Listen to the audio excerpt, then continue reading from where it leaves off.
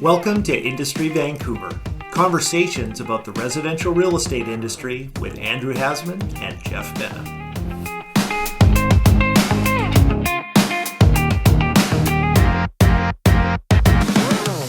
Hey, good morning, Jeff. It's spring in Vancouver. I'm feeling good. How are you feeling? I'm feeling great. I'm having a beautiful morning and Yeah. the weather is delightful. Every day it's getting a little bit nicer.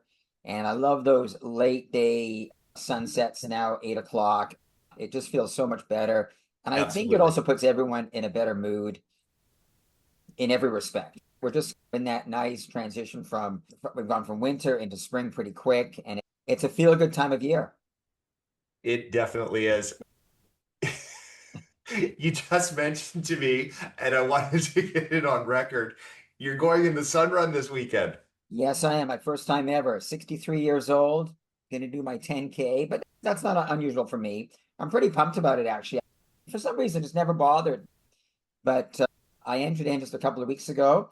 I understand there's going to be like 50,000 people in the race. So It's a big quite deal. It's a overwhelming. rite of passage. I've never done it, but Yeah, yeah. So anyway, I'm pretty pumped. I've been doing quite a bit of running this week and last week, but I run anyway. So that's my form of meditation. I get out on the greenway. I love to do my runs. I don't have any music on. I want to hear the nature. I want to hear the birds and just breathe the fresh air. And it's amazing how many listing presentations, offer presentations, and complicated situations I've sorted out while I've been running. It's just amazing, right? yes, Yeah. you can So, just get in that flow where the oh, body and the mind and everything, all the pieces come together and it's amazing how many the things I've magic of solved while I've solution.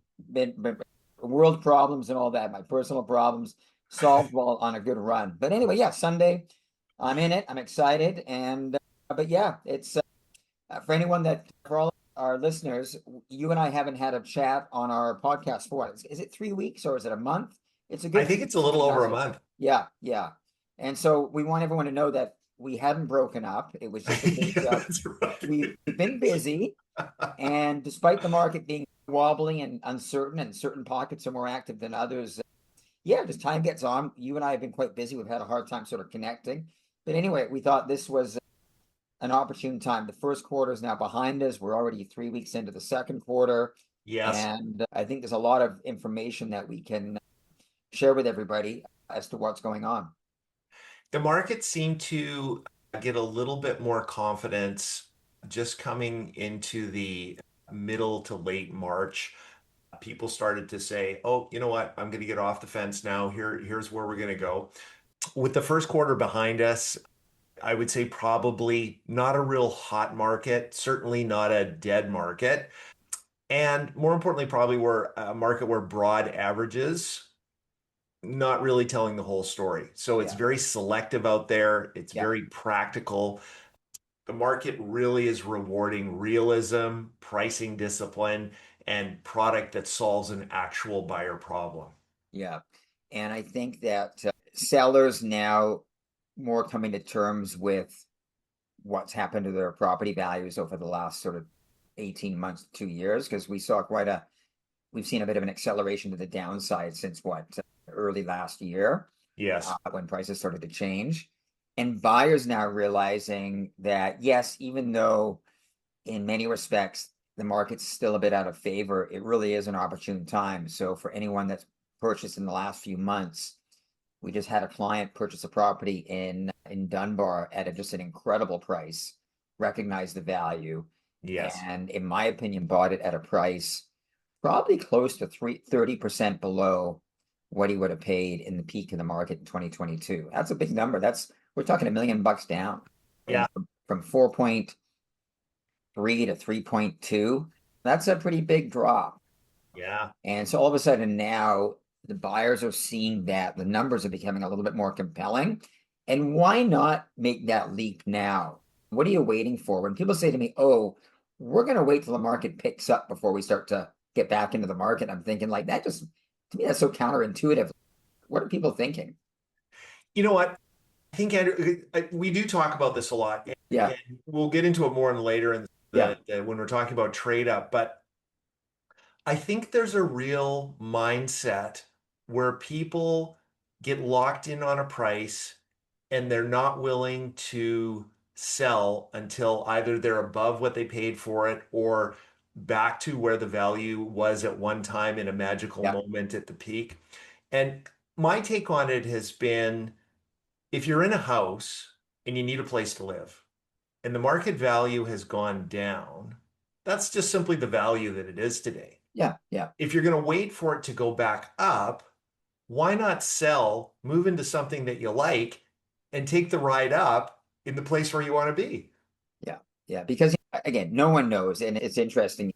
I listen to a lot of other real estate podcasts because I want to know what other realtors are talking about, what's going on in the Vancouver market from their perspective. Yes. And it's amazing how you hear from one end of the spectrum to the other. Some realtors are talking about 10 years before we see a real recovery. And not just realtors, economists and people that are Yeah. wired into what's going on in the general financial picture in BC, Vancouver, Canada, whatever. Some are very negative. It's going to be years and years before we see a recovery. And some feel that the market's going to swing around in the fall and we're going to be back to rising prices. Obviously, no one knows. It's an unknown. And you got to make decisions based on what works for you and your family and your timeline and all this and that. Because your clients probably ask you the same questions that my clients are asking me. What do you think? What's going to happen to prices? Should we wait? Is that the right move? The right move is what's right for the individual. It's not right what's right for you and me because no one knows, right? Absolutely. We're all just trying to navigate this uncertainty best way we know how. Sometimes you get it right, sometimes you get it wrong, and sometimes you in between. But there's no one rings a little bell telling you we're at the bottom of the As market, like, we're at oh, the top of the here it market. is. Yeah, here it is. Time to buy. It's and you've made this point many a times, Jeff, where we've used that in a situation where, over the years, you've sold, is it thousands of clients, whatever it is, into properties at various times in the market. No one's ever really come back to you and said, oh, Jeff, I wish I would have waited 6 months because that would have made the biggest difference in my life. I just timed it wrong by 6 months. That's never happened, right? Never. No, you bought, you own your real estate, and whatever it does in value, you need a place to live, right? And Yeah. 5, 10 years down the road, that 6 months or 3 months or whatever didn't make any difference really. No. And the other thing too is we have to be cautious that we don't buy into the narrative of the aggregate market being weak because yeah, in aggregate it is weak, but there's still some great hotspots there. Detached homes seem to be having a little bit more life than a lot of people expected. Turnkey, move in, great neighborhoods. They're still really hot and still really in short supply. Multifamily is probably where the softness is most obvious, but not all multifamily. Cookie cutter, small condos that are easily replaceable by competition. A dime a dozen. That's been a little tougher, Yeah, right? But yeah. if you've got something great, big floor plate, awesome outlooks, incredible renovation, or whatever the combination is, there's just not a lot of those out there. We had a client just a few weeks ago bid on a property in Canby Village up in the 4 million range, just Yeah. came to the market. We were one of four offers. One of four offers. My client said to me, I thought it was a buyer's market. I said, but you guys, you have to understand, and this is what I've been telling some of my clients for single family.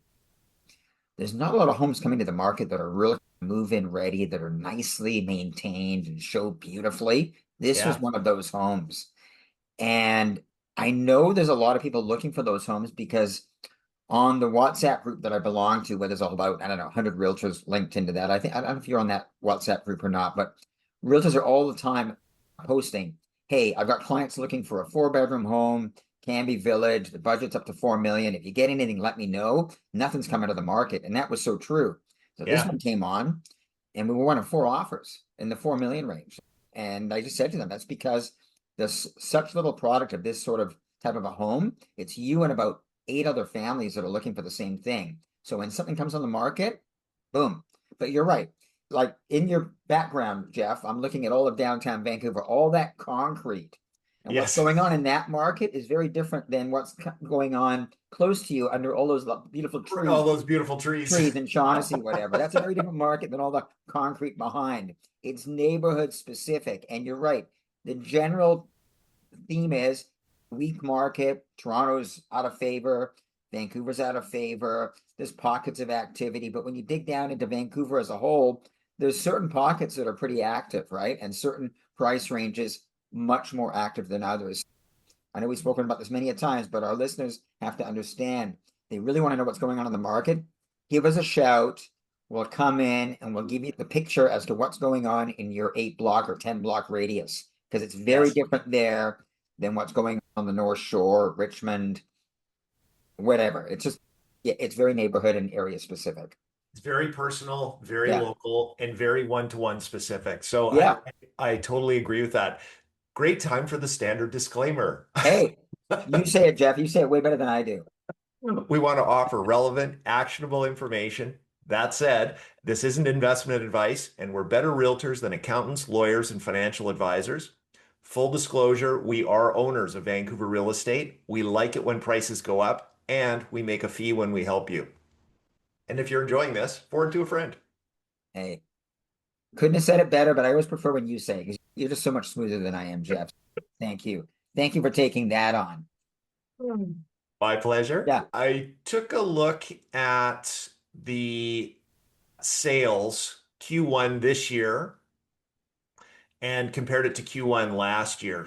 January 2026, we had 1,100 sales this year. Last year, 1,500 sales.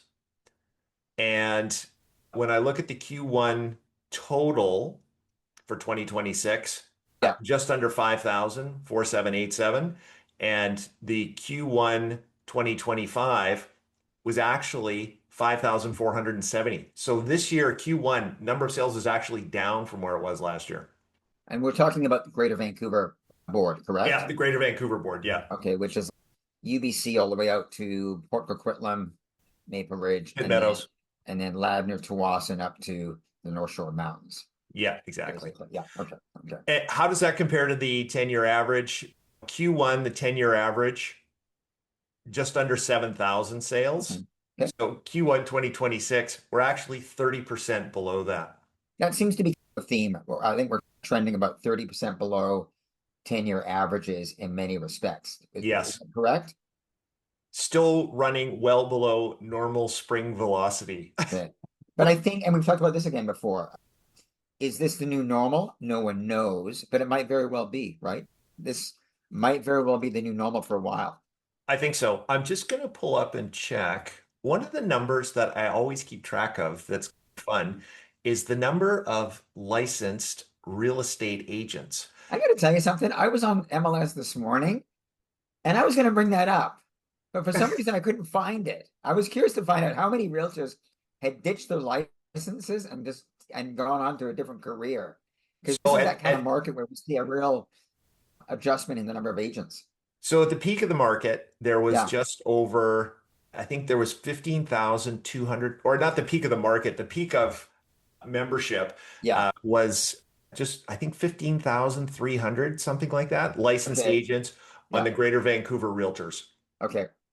And this morning I'm looking at that number, just over 14,000.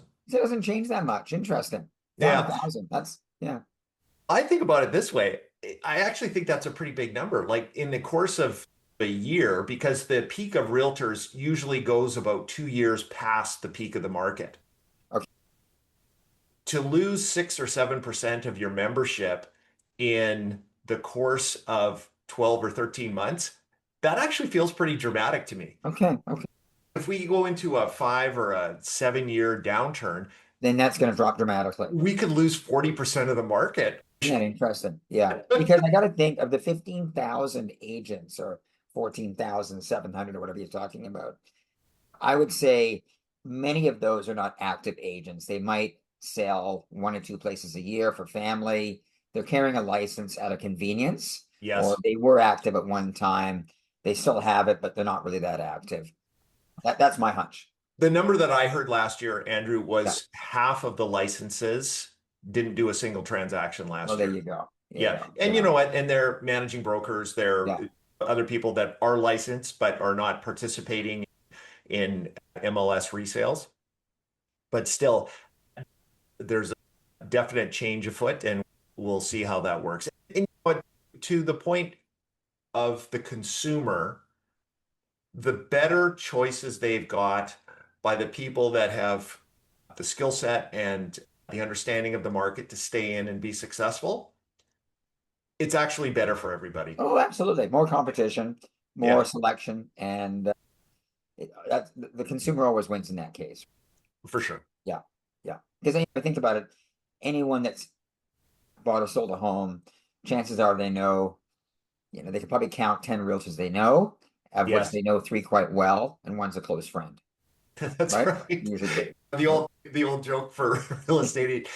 If you live on the west side or you live in Vancouver and you don't have a realtor friend, you don't have any friends. That's right, yeah. Because chances are someone's a realtor, even if they are carrying a license and not that active.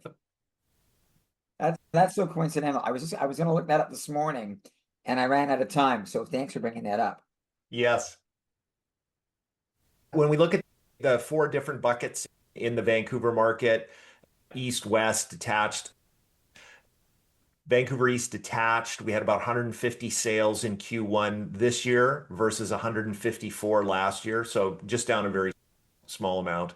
Okay. Vancouver West, 146 versus 123. So the number of transactions in West Side detached homes is actually up 20% Isn't this that quarter interesting? versus Okay. last year. Yeah, that's actually interesting. Okay. And what about average price? Average price, I did not look at, but anecdotally, I think we're off anywhere from 5 to 10% just in On the last average. year. Yeah, Yeah. on average. Yeah. Okay. Yeah. Okay. That makes sense. And then if you're looking at the East-West detached market right now, would it be fair to say that we're both technically in buyer's market territory, running around 10 months supply? Is that sort of what we're seeing ish? I am going to look exactly at those numbers Okay. and I'm going to tell you. Okay. It looks like the inventory on the west side for detached pretty stable, about 675 right now. That's what I checked this morning. Yes. That seems to be about what it was about a month ago. Yeah. I'm actually showing the Vancouver West down a little bit from last year. Like on Okay. Friday last year when I pulled the numbers, or last week when I pulled the numbers, I Okay. haven't done it yet today. We're down 664 active listings. Okay. Last year, 690, 689. Number of transactions again up as we've seen, but everybody is actually in balanced territory except West Side Detached, which is just into buyer's territory. Okay. So it's not dramatic. Yeah. Uh, Interesting. Because again, I see a lot of homes when I'm doing my evaluations, many are just sitting on the market. Many have been on the market a long time. Old Yeah. prices, just not moving. I don't know about you, Jeff, but I've been on quite a lot of evaluations in the last 6 weeks. Yeah. More than I can remember in recent memory for in that time span. And people hoping and wanting to sell, but then when you tell them what their home is worth, it's a bit disappointing for them. They're having a hard time coming to terms with that, with where things are at. You know, Andrew, I got to tell you, that's been a common thread. I know just this past week, I sat down with a couple of different groups, and both of them, it was $1 million what? Yeah. Change in their expectation versus Yeah. where Which things is pretty are. dramatic, right? Yeah. And you know what? And to be fair, gosh, it's hard to let go of those big numbers. Oh, it takes so all of a sudden now you have to redo your pro formas Yeah. and come to terms with, okay, so our home has gone down by X amount. What does that look like in the big picture? Yeah. And is it the right time to sell? Is it not? Only the individual can make that call, but we can put things into perspective and get them to look at the big picture. Yeah. Sometimes they do, and then when they do that, it is the right time to sell. But it's people having to come to terms with these new numbers that just were not there a year ago. The market has changed. And you know what? And I still see a lot of opportunity with that. Yes, your house is down 20% from the peak. Yes, your house is probably, if you're in the West Side detached, yes, your house is probably less than it was at the 2016 peak. So you've been living in, enjoying your house for 10 years. But the good news is if you're buying in the same market, you're trading in the same market, like Yeah. it's the delta that's important. It's the actual values. Everybody likes to say, "Oh my gosh, I sold my house for $5 million." But then if you got to pay 6 for the next one, is that any different than selling for 2 and buying for Yeah. 3? It's actually Yeah. not. I find the buyers right now out there are far less grumpy than they were 3 years ago. They're a So lot more encouraged. yeah, they're totally relaxed. They can take their time. They're not being pressured. Prices aren't going up like crazy. It's just a nice time if you're buying in this market. And I think overall, even though the market is, I've been saying this for months, it's wobbly. It's Yeah. a bit uncertain and it's not a great market. It's definitely a market where you and I, as agents, have to work really hard in this market. It's a lot of explaining and patience required and this and that. But I think it's actually just a great market on both ends because, yeah, you sell for less, you buy for less. And if you're buying in this market, first time buyer or whatever, like I got a client referral, young guy, first time buyer, and he called me up. He said, Andrew, my budget's only 400 grand. I said, is that the Yeah. mortgage or the purchase price? He said, the purchase price. And I'm thinking, oh my God, like what can you buy for 400 grand? Maybe a mobile home somewhere? I don't know. No, but actually quite a bit. So I go online and all I can see, because he wants to be in Richmond, and I'm looking at dirty old condos and 50-year-old buildings, and I'm thinking, this is a nightmare. These are tough to sell. There's building issues and this and that. I Yeah. said, is there anything you've looked at that you liked? He says, yeah, I went to look at this property, a new development out in Tawasin, near Tawasin Mills, the mall. I said, Yeah. oh, was that the Aquilini development? He said, yeah. I said, okay. I said, what's out there? He said, I looked at a lovely little one bedroom for under 400 grand. I said, I got to tell you, it's First Nations, 99-year prepaid. So Yeah. whatever. I said, that's phenomenal value. Anyway, so we went out there on the weekend and I sold him one. But Nice. but those units, so he paid, so we're talking 360 grand for a junior one bedroom, like what, and it's brand new with Yeah. a 2510 warranty. There's no GST because he's a first time buyer, and there's Nice. no PST. Even better. And the price had been reduced from 439 to 359. So phenomenal value, right? Yeah. He's just tickled pink. I said, you know what? You got a great deal. And in a lovely location. It's Oh, overlooking all the wetlands towards the water. You can see the ferries in the distance. Like it's beautiful out there. we 359 grand. Andrew, we've been out there a number of times on some different things, development sites, and the stuff that they're building, it's awesome. And honestly, like a 99-year lease, Yeah. when you're I've never 75 seen years that. into it, it's dodgy, but like 99 years, it's basically the same as freehold for our considerations. Yeah, absolutely. So buyers are finding tremendously good opportunity out there, and I think it's great. Like when someone says to me they're looking to buy, I said, you know what? You've picked the right time. If Yeah. you were coming to me in 2022, I'd be like, oh my goodness, we're gonna have to offer on 4 places before you get one. You're gonna have to overbid, you're gonna have to go in clean. In this market, it's so much more comfortable. Like it's a buyer's paradise. Andrew, we were looking when the market was kooky.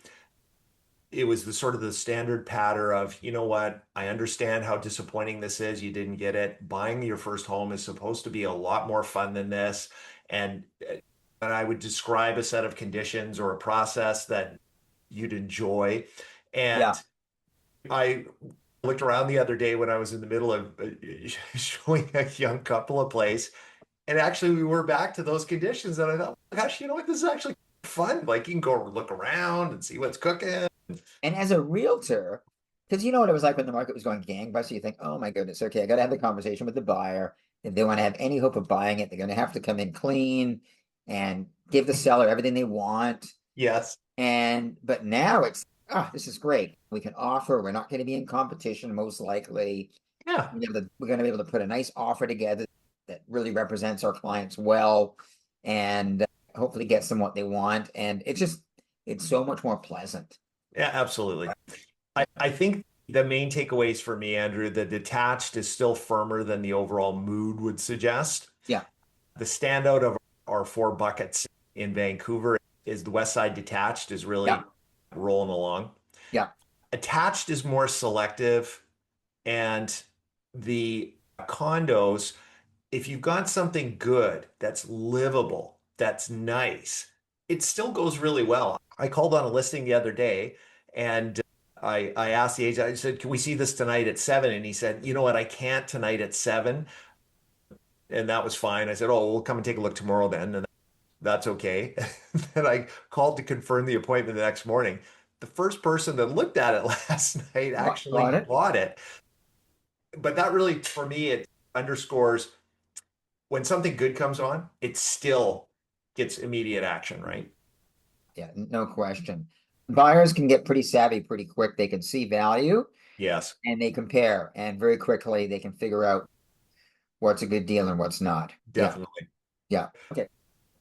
I'm going to jump right down to the HPI reset. Yeah.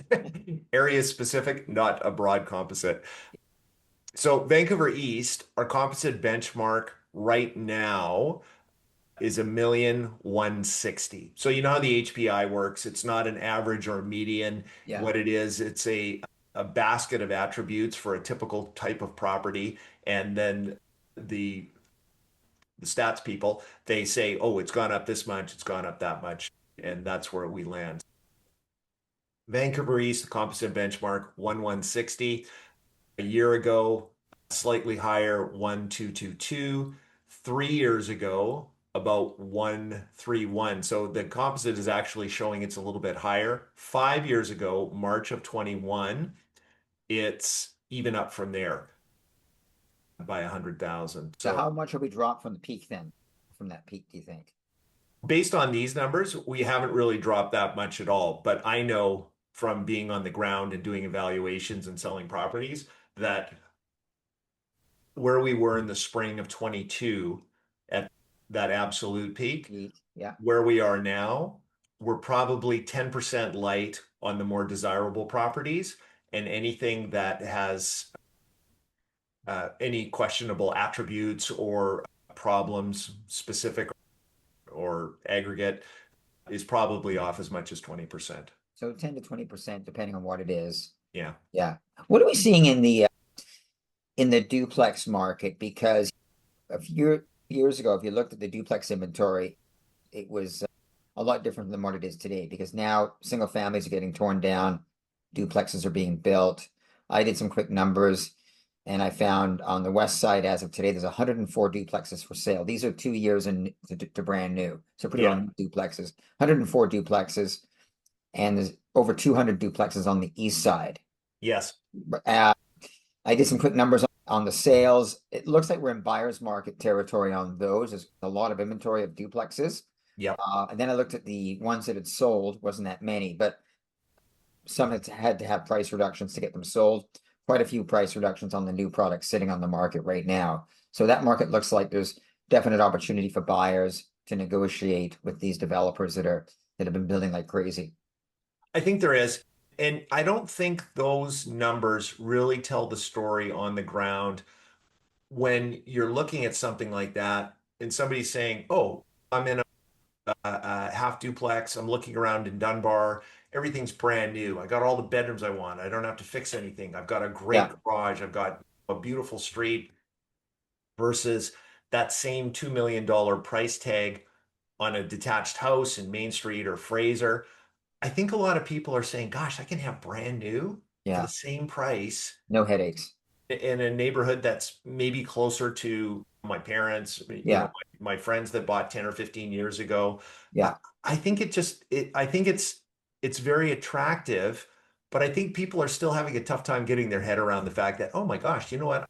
I can buy an attached property and it's actually better for my life and better for my lifestyle and more affordable over the long term. But people still want to have their own detached house. And I think where that takes us back to is why we're still seeing this strength in the West Side detached market and the East Side detached market, because I think people's preference still is their Towards own that. backyard, not sharing it kind of thing. Yeah. And it's going to be interesting as time takes along and more multiplexes are being built, more duplexes are being built, fewer and fewer single family homes are going to be available for purchase. And Yes. if you're looking for a new single family, almost not going to be possible because there's very few new ones being built that are on spec. There's a few new custom ones, but Yeah. very few on spec. So if you got clients saying, "Oh, I want to buy a brand new home on the west side or a brand new home on the east side," not much to show them. There's really not. Yeah, And with the zoning that's been how they've changed it, builders are rewarded with higher density for yeah, building multifamily. yeah, of And course. they've actually reduced what you can build for single family. So 60%. Yeah. So it yeah, doesn't make any sense. I know what I'm seeing a lot of is there's nothing that's really cheap out there or nothing really inexpensive. Prices are still obviously higher than they are anywhere else in the world almost. The nice thing about it is we're starting to see more options for people and more new product with a house feel at a price that's less than what it was previously. When if you wanted a new house on the east side, you were 3.5 million bucks. Now you're into a half duplex. You still got the same amount of bedrooms, ostensibly the same amount of utility. You're Yeah. still in the neighborhood you want to be, but you're 1.7 million, 1.8 million, something like Yeah. that. Yeah. So much more affordable, more buyers at that end of the Yeah. market. Yeah. Yeah. And I And guess, it goes back to Andrew to the idea of livability being an important component of what's actually selling. You're no stranger, and neither am I, to the stories that we hear from Toronto about tower after tower of these 350 square foot micro yeah. units Yeah. sitting on the market. Like that market has really gone away. Yeah. But there's a bigger demand though now, as I understand, for larger two-bedroom units, even three-bedroom units, where people like the idea of living in a condo. They like the idea of that sort of utility, but they don't want to live in a closet or a hotel room. They want to actually be in a nice space. A lot of downsizers and people that come from other parts of the world that have lived in big cities in other part of the world. Many of those big cities, you don't own a house, you live in an apartment, right? Yeah, So they're used to apartment living. It feels right for them. They know it's feels secure. normal. Yeah, it feels normal, right? For me, it's not for me. I like my own front door. I Yeah, like a patch of grass. But if you come from another city, a big city somewhere else in the world where it's all apartment living. If you owned a house, you'd have to be a trillionaire or a gazillionaire because that's what they are in the core of the city, or you live way out in the countryside. Yeah, uh, what we're used to. we're seeing a lot of subject to sale offers, We both are. on our listings and both with the buyers. And Yes. we're getting some traction with those, and Yeah. that's been great. I think anything that we can do to reduce risk for our clients and maximize sale prices for them as sellers, I think is really a strategy. I find though too that there's a lot of hangover attitudes of, oh, that's a subject to sale offer. We don't want to fool around with that. Okay. One of them, we clients of mine wrote an offer on a place, subject to sale offer, all very reasonable. They've got an incredible place, easy to sell. A month later now, I checked in with the agent. Have you sold the place yet? No, it's still for sale. And I couldn't help it. I was a bit of a smarty pants. I said, if you had just accepted our subject to sale offer, you probably would have been sold by now. It's always, it's one of those things. If you got a property you're bringing to the market and first weekend in you get an offer and it's conditioned to the sale, it's always like, do we want to get tied up with that, or should Yeah. we wait for a cleaner offer? Sometimes it's hard to know. It's that kind of market where, yes, we're involved in a subject to sale offer right now as well. And the seller at the other end was very agreeable to dealing with our offer because they'd been on the market for about 85 days. Yeah. Now I'm trying to sell my client's property so it can make it all happen. And it's a bit of a tough market. And we've had to drop the price to try to get things moving. Yes. But again, our clients found something they liked. And I said, we can make a subject to sale. Probably the seller will look at it. And sure enough, they did. So we'll see if we can put it together. But it's definitely an option for buyers now, especially if they don't want to go to the market without finding something first. It's always that struggle. It's that leap of faith. Are they ready to take a leap of faith without finding something first?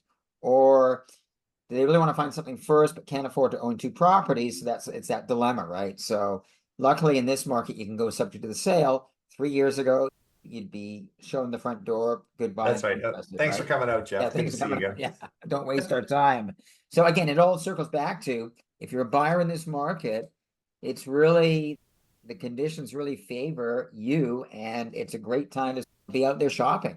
Absolutely. Right? And if you're willing to do it, the best advice that I give people is that get your place sold first. There's lots to choose from. Yeah. And then you're a cash buyer when you're out looking around. And you can get a better deal if you're a cash buyer. There's no question, but it's that leap of faith, right? And Yes. so one of the things that we'll say to our clients, you probably do the same thing. Say, look, if you want to make that leap of faith, but you're not quite there, go spend the next 2 or 3 weeks, go to as many open houses in the area that you want to buy and Yeah. see what's out there. And if you come back to me and say, you know what, we could have bought 2 or 3 of those, then you probably know comfortably there's going to be something out there coming to the market after you've sold. Because, yeah, ideally, better to sell first, know how much money you have, know what your dates are, and then you can go shopping with cash in hand, and you can probably negotiate an even better deal than what Yes. you would have negotiated with a condition to sale. And Andrew, when we're trading up, I think this is really the market for that because if you're sold first, you're probably coming out of something that's slightly more affordable. If you've got a great place, it comes on the market, it gets a lot of attention. Every incremental price jump you make going up, Yeah, that market is softer and softer. thinner, So if thinner you're buyer making pool. Yeah, yeah, if you're making a yeah, 50% jump up, it's great. If you're making yeah, 100% jump up, it's even better. yeah. Yeah, if you're looking at $4 million condos in Cole Harbor, you got Oh, that market to yourself. yeah, that's right. When you arrive for the showing, it's coffee presented. Oh, would you like a Yeah. hot towel before you come in? Yeah, So the good to see market's you. weak when that's being offered, right? That's Yeah, right. that's probably the weekend of the market. But anyway, luckily I don't have any listings down there right now. But anyway, that's another Totally. matter. That's another matter. Do you think, Andrew, a lot of owners miss the opportunity because they focus too much on the headline sale price of their current home and not enough on the relative discount? I think it's all about looking at the big picture, right? Yeah. And people get very fixated on something. Usually it's what their value is. And if it's not in line with their expectations or their pro formas, and they have to start adjusting by 500,000 or even 300,000, 400,000 or whatever it is, it's uncomfortable. And the Yeah. first response is, oh, if my property's only worth that, then it's not the right time to sell. And so as agents, it's tell me what you're trying to do here. What's the big picture? Why are we having this meeting? What are you guys thinking? And when they Yeah. map it all out, not in every case, but in some cases, it's actually a great time for them to make the move. But they got to understand what the big picture is. And then when you look at the numbers and how it all flows through, many of them come to realization that, oh, you know what? Now that you've explained it, Yeah. yes, this makes total sense. We can do it comfortably because, as Andrew says, no one knows how many years it's going to be before our home goes back up to 4 million from 3.3. Are we going to have to wait 2 years, 10 years? We don't know. But chances are it's not going to rebound anytime soon to those numbers. And again, you and I have talked about this before. If we look at the West Side where you and I do a lot of business, that market was driven crazy by all the foreign buyers from 2011 to 2020, 2020-ish, give or take a year or two each side. All that capital that was flowing in from offshore, driving those prices, especially of the single family market, into the stratosphere. And then Yeah. the foreign buyers ban and all the government regulations that came in basically squashed that market. And now prices are deflating. It's taken a while, but now they're deflating down and they've come down 20, 30% in some cases. And what's it going to take to get those prices to go back up again? I don't know, but I don't see anything on the horizon that takes your 50-foot Dunbar property that's worth today 3.2 that used to be worth 3.9, $700,000 price adjustment. What's it going to take Yes. to get that back up to 4 million? I don't see anything that'll push that price back up in the No. near future. It'll stabilize and it might pop up a little bit, but Yeah. we need a lot of buying pressure. People with money Yes. those prices back to those levels. And we don't have that environment. Even if they end the foreign buyers ban, I've been told it's going to be what they possibly might be is they'll lift the ban on new condo development, on new condos, pre-sale condos. Yeah. You won't be able to buy, if you're a foreign buyer, a resale property. So for people that are thinking that my property used to be worth 4 million, today it's only worth 3.2, 3.3, but I'm going to wait till it goes back up. I think you're waiting a long time. I think you are too. And how much of your life do you want to wait and how much do you want to enjoy? If you're 57 and you're thinking of retiring in 5, 6, 7 years, I'm looking at you, Jeff. So there you go. Yeah, see how you're looking at me. Yeah. But I think about myself. When I was in my 40s, I might wait because I'm in my Sure. 40s. But when you get into your 60s, how long do you want to wait to get your retirement or to start traveling and adjust your lifestyle so you can start to enjoy life? Not that you're not enjoying it now, but that next chapter. As you get older, you start to think a bit more about your mortality and timelines and this and that, and you don't want to wait that indefinite amount of time. When you're young, money is more valuable than time.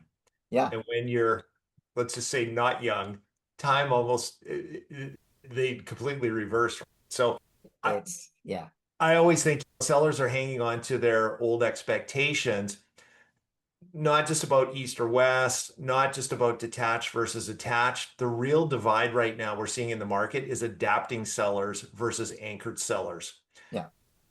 Still thinking in peak era terms, still expecting the market to rescue weak pricing, still treating a lack of showings as bad luck instead of just the market telling us what's happening. We're seeing adapting sellers. They're pricing for action. They've got improved presentation, improved access, understanding that buyer hesitation is now a part of the market, and they're winning because they're working with the market instead of against it. Makes total sense. This goes back to something that David said to me very early in my career. He said, "Jeff, do you want to be right or do you want to be happy?"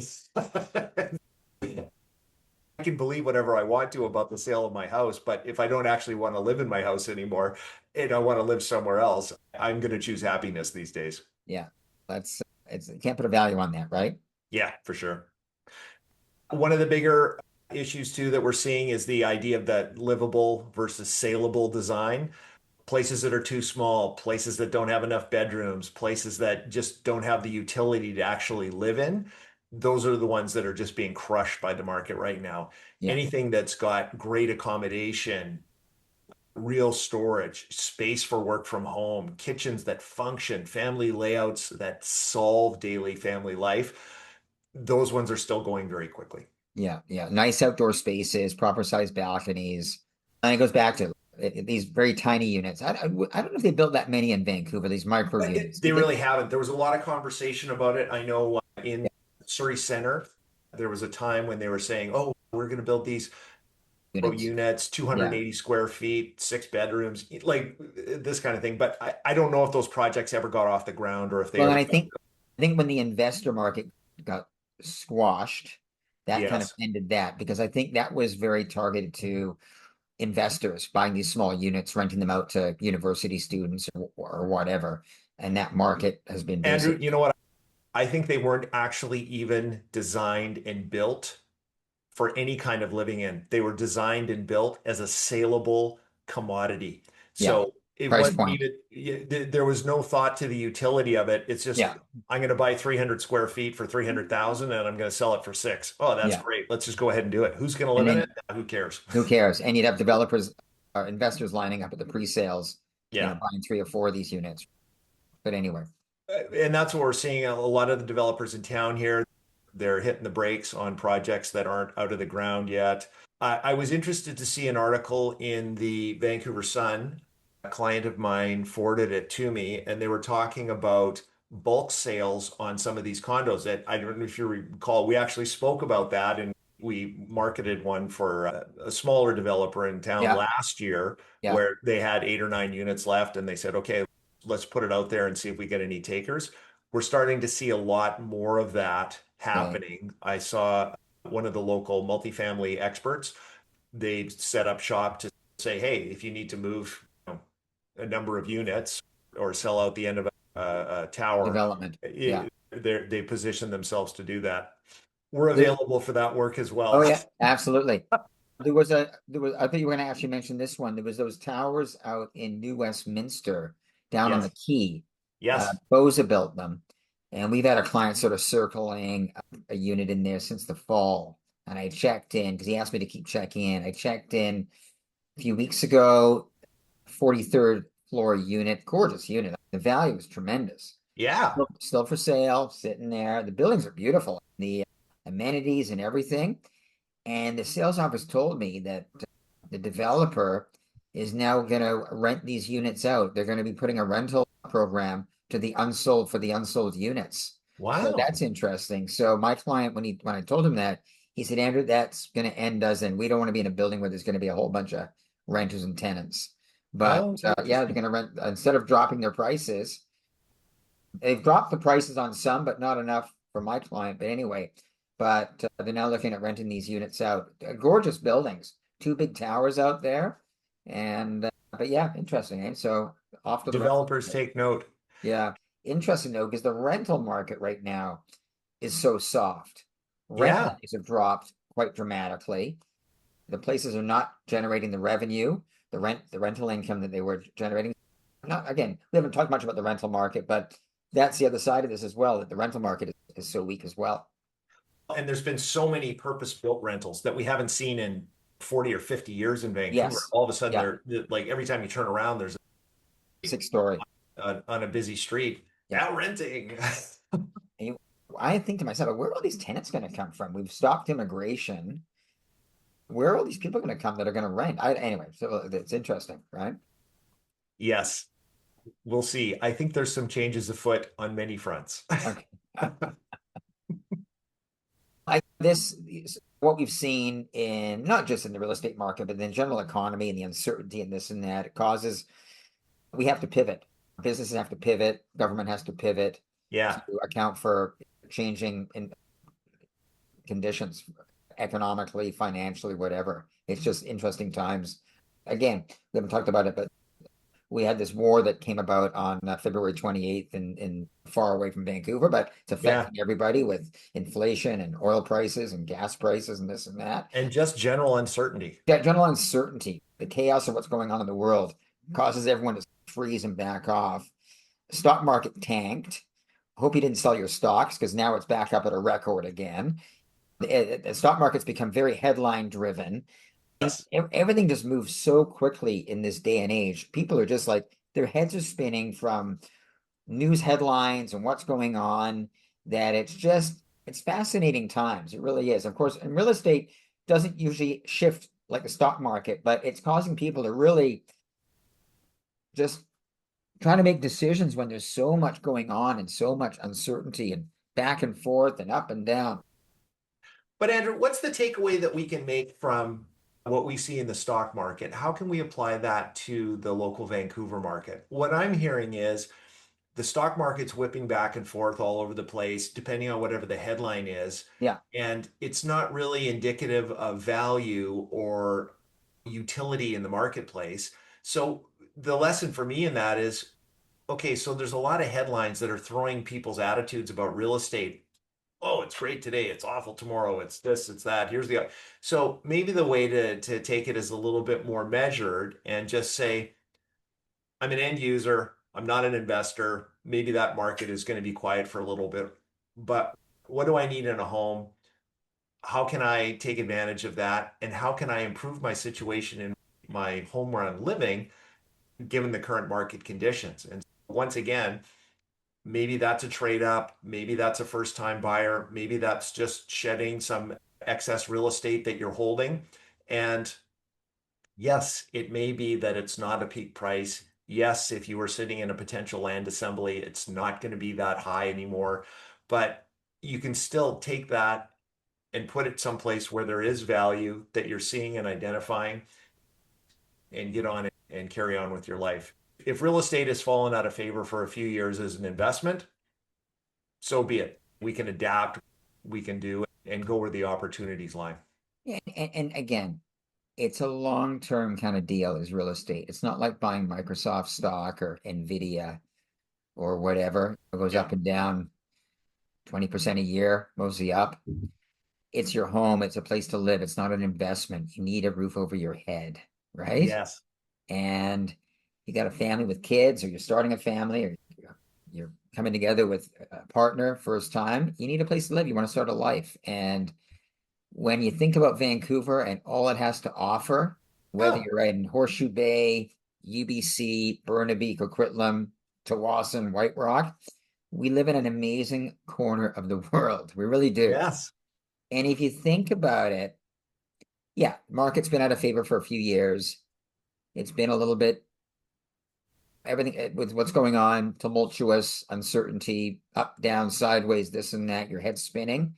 Try to take a step back from it and say, hey, what are we trying to do here? And if you need a home to live in, Yeah. and you're going to be needing that home for the next 5, 10, 15 years, then it doesn't really matter. No. You proceed to get on with it. And think about how much wealth has been created by real estate ownership in the Lots. last 100 years. Yeah. Doesn't matter if it's in Vancouver or if it's in Toronto or wherever, the amount of wealth is tremendous. And if you can buy in a market that's out of favor, chances are in 5, 10 years, you look back and be very glad you bought when everyone was telling you we're crazy, you should wait. Yeah. Just put all the noise aside and take a step back and look at the big picture and say, hey, look where we live. Look where we're going to own something. Look at those mountains in the background. Yeah. Look what it has to offer. Where else would we want to live? Yeah, Andrew, for sure. And enjoy your life. And enjoy your life. And with that in mind, we're still not seeing a broad oversupply of all housing types. Move-in ready family homes, practical detached in established areas, proper size family condos, positioned, well presented. People need a place to live, and not everybody wants to live in a one-bedroom Box. rental condo. A one bedroom box.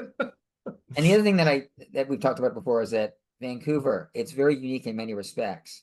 It's locked. We have mountains to the north, US to the south, ocean to the west, and we Yeah. have ALR, Agricultural Land Reserve, to the Yes. east. We have only a limited amount of land. And so for that reason, we're in pretty good shape. If you look at a city that is in the middle of somewhere in the Midwest or on the prairies, where you can have urban sprawl, endless Yeah. amounts of land, different story. But in Vancouver, limited land, much better potential for appreciation in the long term. Maybe not in the next 0 to 5 years, but in the long term, yes. So I say you can't go wrong owning real estate in this city. It's not always going to be up. There's going to be side and bumps to the downside, Yeah. but long-term trajectory, 5, 10, 15, 20 years out, you're putting your money into something that's probably going to be worth substantially more in the long run. Yeah. I think, Andrew, exactly the same. It is an opportunity to buy, not because it's cheap, but just because conditions are a little bit more rational. It's an incredible place to live. There's more room to negotiate, more room to compare, and more room to make a good decision.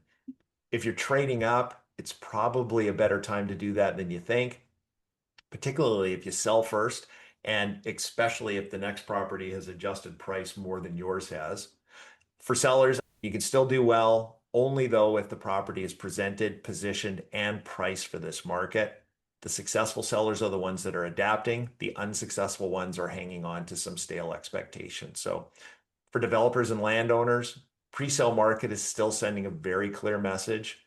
Livability matters, clear value matters, and land values have to line up with the actual absorption, not just past optimism. And so those land values on those development sites, if I'm not mistaken, they've had to come down quite a bit in order to make these projects financially viable. Is that correct? Yeah, in some cases, Andrew, I'm seeing that when you're doing land assembly and development site sales, one of the things that's a very common metric we use is the price per buildable square foot. Right. Yes. And the peak of that development site market in 2016, 2017, it was, oh, we're going to pay 500 per buildable. We're going to pay 550 per buildable. There's even conversation about people 600 per buildable, And so what is that today? 200, So it's dropped more than half. more than half. Yeah. Massive. And that's because the cost of construction has gone sky high. and you've got all the city of Vancouver development charges, all the community amenity charges, all the additional costs that go into building a development, plus the cost of construction, labor has gone sky high. So the only thing that can give is the land to make it Yes. viable.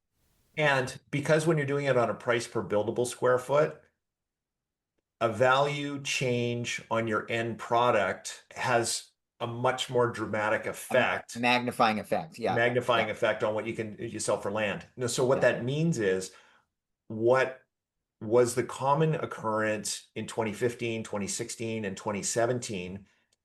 If you assembled your property with your neighbors, you got a dramatic bonus.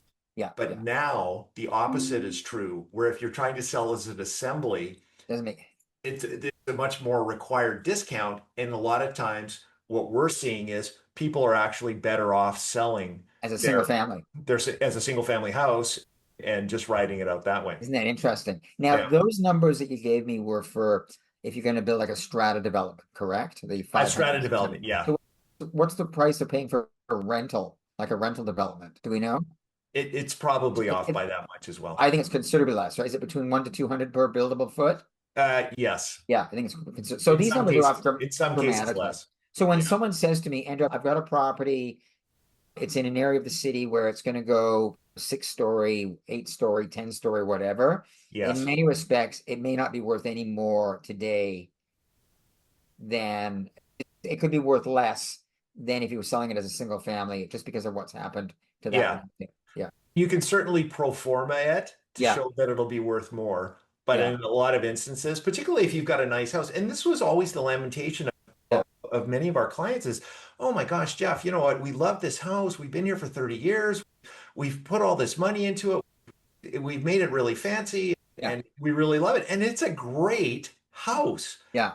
And then none of that mattered. And so they were like, oh, you know what? You can sell it as a house for 3 million, or you can sell it as a development site for 5. Okay, great. Yeah. Now the math is, oh, you could probably still sell it for 3, but as a development site, it's worth 2.5. Isn't that interesting? Yeah. Yeah. Yeah. That's So interesting. the good news for the people that have been fixing and maintaining and living and enjoying in their homes is they're in a market now where they're going to be rewarded for that. Yeah. Yeah. Okay. All right. So that's the changing environment of real estate in the Lower Mainland, and it has changed so dramatically with all the new zoning regulations and just what you can build. When I drive up and down the streets of the east side, west side of Vancouver, and you're seeing all these new multiplexes and duplexes, and just how and then of course on the busy streets, the high rises that are going up, like the city's changing dramatically. It Oh really man, is. it's changing. At breakneck speed, right? Yes. You know, well, once we're really old, we're going to be driving up and down streets and remembering when those used to be little old houses up and down the Oak Street and Granville. Now it's these big buildings. Remember those little old ranches that used to line the busy streets? Long gone. Andrew, I already do that. I think that would go old. Yeah, no, it's something else. So I think we've summed it all up for today, have we not? Have we? I think we've nailed gone it. over time and we've covered a lot of ground, so that's Okay, great. all right. But I think we won't wait as long for the next one, because I'm going to be really keen to find out what happens in April. Yes. Because we don't really have the April numbers yet. We're only 2.5 weeks in. Yeah. It'll be interesting to see, because April to me is that month where if we're going to have a spring market, this It is happens what in it's gonna April. be. This is going to Yes. be. And April, and of course May traditionally is a month where things start to come off a bit because people are starting to take vacations and stuff. So you and I will regroup sooner rather than later for the next one. Yes. In fact, Yeah. put it in your calendar. We're going to Okay. record on May the 5th. Okay, May the 5th it is, bud. May the 5th it is. All right. Andrew, have an amazing day. Enjoying the weather, and we will talk soon. Sounds good, Jeff. Thanks, bud.